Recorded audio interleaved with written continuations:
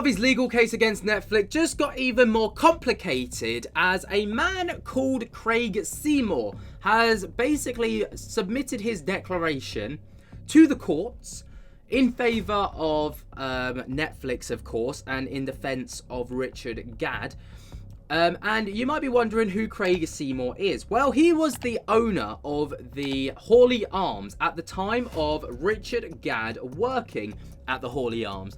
So, you know, he basically had first-hand accounts and witness, you know, he wasn't just a hearsay witness. He was a genuine witness to what was going on at the time of Richard Gadd being, quote-unquote, harassed by Fiona Harvey. And he basically puts forward his declaration, his side of the events, what he witnessed, what he saw, what he knows Fiona Harvey did to Richard Gadd at the time, and the extreme measures that them as a business had to go through to kind of protect their member of staff. It's pretty crazy. I did read this out on a live stream, so you may have already heard it, but I know there's a lot of people that wouldn't have, so I want you guys to, you know, if you haven't already seen it, be sure to check it out. In the email, this person went on to say, it of course talks about the, It of course talks about what Richard suffered, the police not taking it seriously, him witnessing all of the inappropriate touching, and how Fiona published his address after he came out with his declaration. Sorry, it's pictures, I can only that's fine. So that's interesting. This is actually from the person, so let's have a read of this.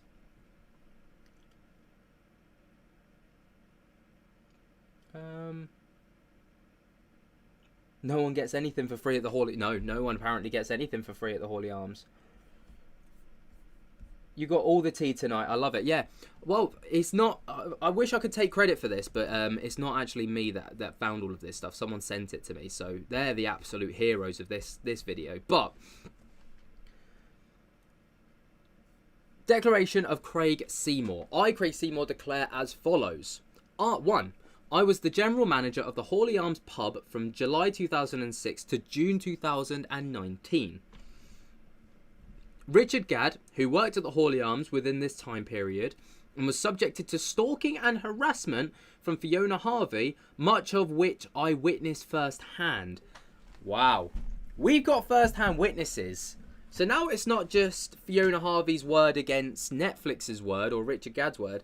This is someone who's coming forward and stating, yeah, I saw this. I saw this for a fact. I can testify. Let's carry on. This is getting spicy. I was working at the Hawley Arms with Richard on the day that Miss Harvey first came into the pub in 2014. While I cannot recall exactly what day it was, I remember that Miss Harvey looked sad and we offered a free cup of tea. Richard gave it to her and I approved it. There you go. So apparently you do get stuff for free at the Hawley Arms. Fair enough. That's the guy Fiona was slagging off. Yes, it was the guy that she was slagging off. You're right. This document has uncensored personal information. What's that? This one does. This is all open source information. So anything that's been included within this is, you know, being accepted to you know, be put out there. So, let's have a look at it. I witnessed Miss Harvey's subsequent harassing conduct and behaviour towards Richard, which commenced shortly after that first interaction. Miss Harvey figured out that Richard's shift patterns and would turn up to the pub on the days that he worked. She would stand outside the pub and wait for him to turn up, and would then sit at the end of the bar and talk at him constantly throughout his shifts. Richard was working and couldn't escape these interactions with Miss Harvey. At the start, Miss Harvey's behaviour was more tongue-in-cheek and flirtatious, but quickly became much more serious, violent and nasty. Interesting, because obviously, again, that's exactly what we've been told. Drinks break. Moving forward. Miss Harvey said terrible things to Richard, particularly statements that were sexual in nature and often about her menstrual cycle. We know all about the menstrual cycle. Miss Harvey's interactions with Richard soon became explicit, dark, and inappropriate. The impression I got was that she lived in a fantasy world, and as soon as someone was nice to her and talked to her, she took it to the next level. We tried to do the right thing when people came into the pub and are sad, but Richard did so, and she then made his life a misery. Damn. Around the mid-2014, Richard confided in me about the full nature of Miss Harvey's behaviour towards him by showing me the emails that she was sending him. I remember he also forwarded abusive emails she had sent him to my work email account, which I no longer have access to. There was a constant stream of emails that he would regularly show me that were just nasty and bizarre, as her interactions with him in the pub. She clearly fantasized about having a sexual relationship with him, and the emails were incredibly explicit. He had initially been putting on a brave face, but I realized the impact it was having on him, and he said to me that he just couldn't go on any longer. He said it was becoming really scary and intense and was really freaking him out. It was clearly making him feel really uneasy and fearful. What she was doing was well beyond what was acceptable. Wow. Wow. Yes, that's right. So this is first-hand witnesses and not just hearsay. So this goes completely beyond just he said, she said. Oh God, I got a jar of class. It's like the Jack Sparrow meme. I got a jar of dirt. No.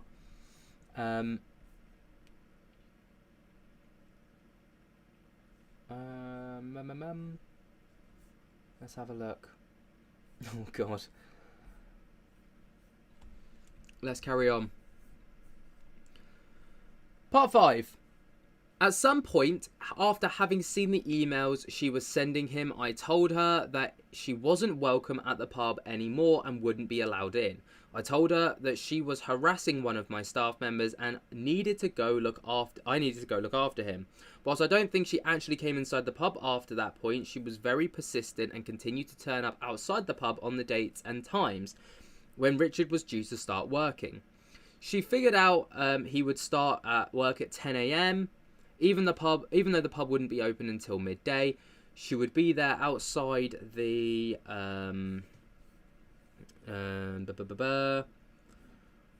She'd be outside the pub when he arrived for work. She used to try and sneak him through the side entrance so that he wouldn't have to interact with her. I would have to go outside and the front and tell her to leave. It was total harassment, and no staff member should have to try and dodge someone hanging outside the front of the business that they work in. Wow. 6. I was also aware that Richard had been liaising with the police about Miss Harvey's stalking and harassment behaviour, but the police initially did not take the Richard's reports seriously. It was my impression that had the genders been reversed and an older gentleman in his 40s was behaving this way towards a younger woman, the police would have escalated the reports right away. I remember having regular meetings with the police licensing authority as part of my role as a general manager of the pub, and I brought up her behaviour and the apparent police interaction during one of these meetings. I told the police that her behaviour was very serious. The police attending the meeting were licensing officers, so they did not deal with these types of reports, but I remember that they said that they would speak to the police officers who would handle the harassment reports. At a subsequent meeting, the licensing officers informed me that the police were already aware of Miss Harvey due to her previous stalking and harassment conduct. Oh! That's interesting. While I do not remember the exact timeline the police eventually began to take Miss Harvey's behaviour more seriously, I was aware that Richard ultimately obtained some sort of anti-harassment order against her. I now understand that this is called a first instance harassment warning. Oh, we're getting into the Piers Morgan stuff, so this is where it's going to get real juicy. Part 8. I watched Miss Harvey's interview with Piers Morgan on Piers Morgan Uncensored on May 9th, 2024. Miss Harvey's statements that she only had met Richard a few times and had only messaged him a handful of times are complete and utter lies. Richard showed me the evidence of the volume of Miss Harvey's emails at the time, and as for their physical interactions, Miss Harvey maintained a regular presence at the Hawley Arms when Richard was working at the pub for at least 6 to 9 months. Miss Harvey was at the pub incessantly and only stopped turning up regularly once Richard started working less at the pub as his comedy career gained traction. Miss Harvey's statements during the interview about her contact with Richard were total lies. Wow. While I cannot recall exactly when Miss Harvey's harassing conduct stopped, it was around the time that Richard obtained the first instance harassment warning against her. Until that time, Miss Harvey stalked and harassed Richard for a sustained period of time, and her behaviour was severe, unpleasant and nasty. She made him feel really unsafe and freaked out. He was clearly fearful of her, and her conduct was totally unacceptable. Jeez, this is intense. This is really intense. How are they aware the first instance was in Scotland against Laura? Good question. Very good question.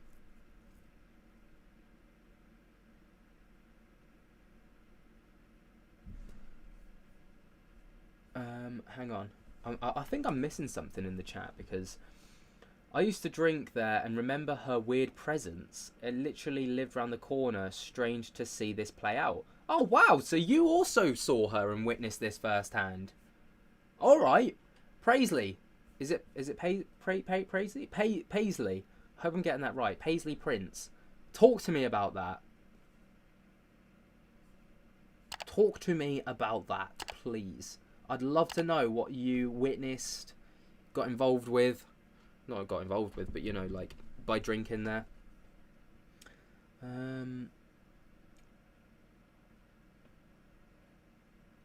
Simply said, Gadds spread the newspaper article in answer to Sue's question. Oh, okay. So Richard Gadds shared the newspaper article, and that's how the police became aware of it. Interesting. It's okay. I can pass along a newspaper article. Nice. Because Fiona cannot tell on herself, she alluded to Laura Ray herself. Oh, we have witnesses in the chat. We got witnesses in the chat, apparently.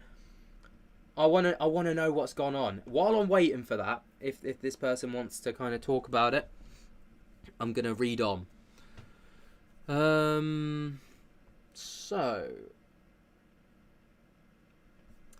I'm also aware that Miss Harvey had recently made various unpleasant and defamatory statements about me and my family on social media, including references to where I was living at the time. I've deleted my social media account, and my wife has had to do the same.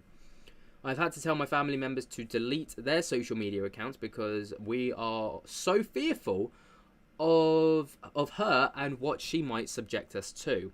I saw what she did to Richard and the impact it had on him, and we want nothing to do with her to do within our lives.